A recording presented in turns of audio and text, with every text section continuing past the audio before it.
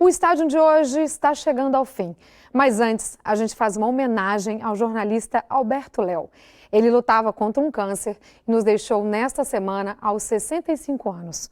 O programa de hoje é dedicado à memória desse grande jornalista. A gente volta na semana que vem e, Léo, você deixa saudade. O pontapé inicial de uma carreira brilhante foi dado no fim da década de 70. Alberto Léo ganhou destaque na TV Bandeirantes. Por mais de uma década, trabalhou na extinta TV Manchete. Em 2001, chegou à antiga TV Educativa. Desde 2013, era gerente de conteúdo de esportes da EBC. Como locutor, comentarista, repórter e tudo mais que fosse possível, ele dedicou uma carreira inteira ao jornalismo esportivo. Eu conheci o Alberto Léo em 1979, quando eu era chefe da TV Bandeirantes Rio, e o Galvão Bueno saiu para a Globo e eu fiquei com um lugar. Eu era o chefe da equipe e nisso surgiu o Alberto Léo procurando uma oportunidade, eu não o conhecia. E eu gostei do Alberto Léo pelo jeito dele e convidei ele para ele ficar, fazer ali uma experiência comigo, e ele ficou. Aquele profissional que qualquer um que ou estivesse sob o comando dele ou estivesse liderando, eu gostaria de tê-lo do lado. De maneira discreta, mas ao mesmo tempo intensa, nutria uma paixão pelo Fluminense. No ar não era possível perceber, mas o tricolor das Laranjeiras tinha em Léo um fã. O clube usou as redes sociais para relembrar a figura do jornalista. Era um tricolor light, mas mesmo sendo light, ele na conversa assim, quando alguém falava mal do Fluminense, principalmente se fosse flamenguista, ele pulava um pouco. Ele era assim, gostava de acompanhar e sofria um pouquinho com o Fluminense, mas não entrava em debates acalorados e profissionalmente sempre se manteve assim numa distância bem razoável. No meio jornalístico, Léo sempre se destacou pela memória precisa. Era capaz de lembrar de lances e acontecimentos muito antigos. Antes eu fiquei de contar a historinha da final de pênalti Santos e Portuguesa. Isso. Então vamos lá. É o Varandão. O jogo acabou 0-0, prorrogação no tempo normal. E na prorrogação, fomos para os pênaltis. O Santos começou batendo primeiro. Então o Santos fez 1-0, 2-0. O Santos converteu o terceiro pênalti. No terceiro pênalti, o auxiliar que ajudava o Armando Marques, que já tinha encerrado. Só que a Portuguesa tinha 3 pênaltis para bater. Seria o terceiro, o quarto e o quinto. Então a Portuguesa tinha que converter os 3 pênaltis e o Santos errar os 2. Quem bateu o quarto pênalti era o Pelé. Então era um pouquinho difícil ele perder o quarto pênalti. Mas ficou aquela decisão, o Armando acabou também indo do que o assistente acabou falando, encerrou o jogo. Quando a Portuguesa fez as contas, a gente tinha 3 pênaltis, podia fazer os 3. Foi embora. Foi pro vestiário, e acabou cheio. Acabou sendo 2 campeões. Maracanã, 1950. Uma história contada e recontada milhares, milhões de vezes, mas que Alberto Léo não viveu.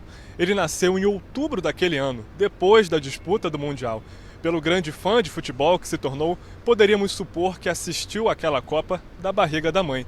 E o mundo não cometeria tamanha injustiça com alguém que tanto frequentou esse e outros estádios do país.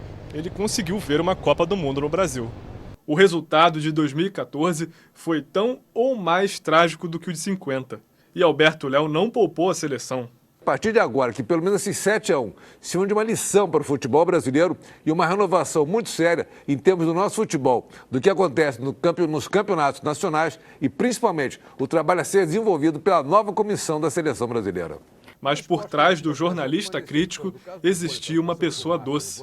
Era uma coisa assim, absurda, a paciência que ele tinha com as pessoas, o comportamento correto, a amizade que ele dispensava a todos, o carinho, era uma pessoa extremamente atenta às coisas que aconteciam, e isso fazia com que ele fosse realmente diferente. O trio formado, Léo, Márcio Guedes e Paulo Stein, que marcou uma época, né, vindo lá da TV Bandeirantes, onde eu fui estagiário dele, né, na Bandeirantes. Depois trabalhamos juntos na Manchete, viemos a trabalhar juntos aqui na TV.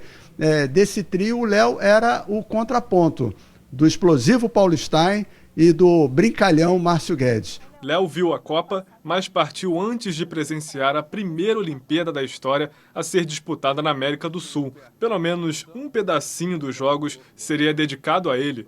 Por tudo que fez, Léo foi escolhido para carregar a tocha olímpica no Rio, honra que não chegou a cumprir. Na sala que ocupava na editoria de esportes, ficará um vazio que as memórias esportivas não vão poder ocupar. Léo vai deixar saudades. Mas, além disso, numa época em que tanto se fala do impacto do esporte no futuro do país e da sociedade, Alberto, ou Léo, ou simplesmente Beto, também vai deixar um legado. A gente aprendia com o Léo sem perceber que estava aprendendo, que é a melhor forma de aprender. É aquela que você aprende e sem ter aquele compromisso, né? Aquilo vai entrando normalmente, né? Formando ali o seu pensamento, e assim era com o Léo. E esse legado ainda pode aumentar. Afinal, Léo terminou de escrever um livro contando a história do telejornalismo esportivo no Brasil. Fica a expectativa para que seja publicado. Seria uma chance de absorver apenas uma pequena amostra de um conhecimento gigante. Grandes histórias estão ali, sabe?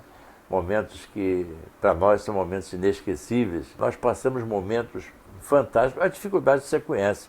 A TV Manchete, quando nós estávamos lá, foi praticamente o fim, né, daquilo ali. Ele conseguiu criar em torno dele um ambiente de tal solidariedade que as pessoas se confundiam em diversas funções. Os técnicos, o pessoal do jornalismo, o pessoal do esporte, as pessoas quase que se uniam em torno dele para que o produto final desse certo. Seja qual fosse aquele momento que ele estivesse produzindo alguma coisa, algum programa, algum telejornal que tivesse participação do esporte, havia uma dificuldade, todos se uniam para ajudá-lo. Então, um cara desse é fantástico.